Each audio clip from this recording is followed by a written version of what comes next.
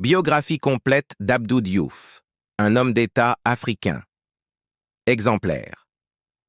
Abdou Diouf, né le 7 septembre 1935 à Louga au Sénégal, est l'un des plus grands hommes politiques de l'Afrique contemporaine. Issu d'une famille peul originaire du nord du pays, il a grandi dans un environnement marqué par la rigueur, le respect du travail et la foi.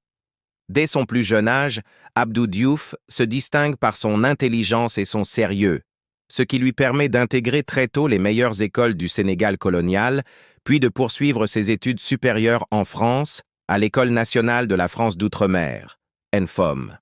C'est dans cette école qu'il acquiert une solide formation administrative et une grande culture juridique, deux qualités qui marqueront toute sa carrière.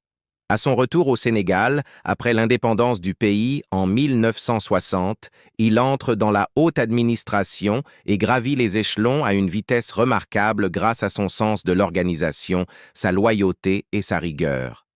Il occupe d'abord le poste de gouverneur de la région du Siné-Saloum, avant de devenir directeur de cabinet du président Léopold Sédar Senghor, le premier président du Sénégal indépendant. Son engagement et son sérieux lui valent rapidement la confiance totale du président Senghor, qui le nomme secrétaire général de la présidence, puis Premier ministre en 1970. À ce poste stratégique, Abdou Diouf démontre une efficacité remarquable.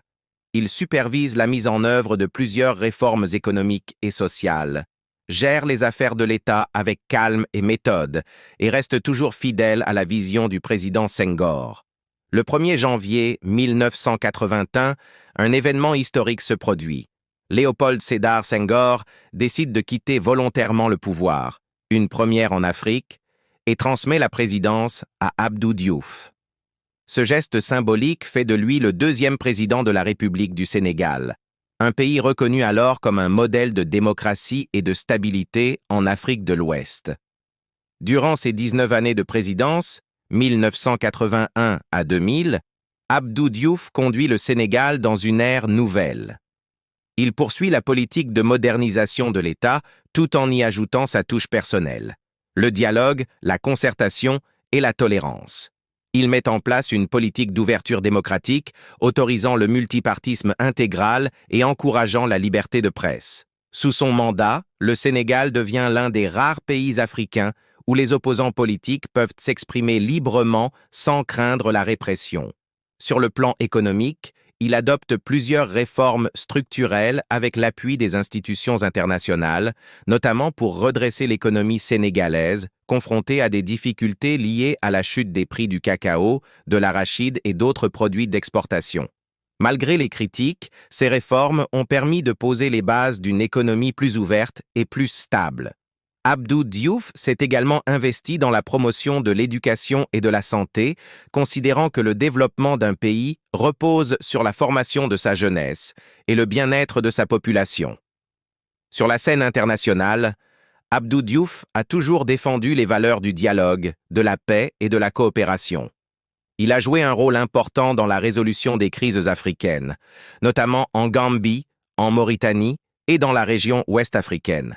Grâce à sa diplomatie calme et respectée, il a contribué à renforcer l'image du Sénégal comme un pays de paix et de stabilité. En mars 2000, Abdou Diouf entre dans l'histoire en acceptant avec dignité sa défaite face à Abdoulaye Wade lors des élections présidentielles. Ce geste rare en Afrique marque une transition pacifique du pouvoir, saluée par le monde entier. Il prouve ainsi que la démocratie n'est pas seulement un discours, mais une pratique. Après son départ du pouvoir, il continue à servir l'Afrique et le monde francophone. De 2003 à 2014, Abdou Diouf est nommé secrétaire général de l'Organisation internationale de la francophonie, OIF. À ce poste, il œuvre pour la promotion de la langue française, le développement durable, la démocratie et la solidarité entre les peuples. Il s'engage aussi dans la défense des droits de l'homme, l'éducation et la culture dans les pays francophones.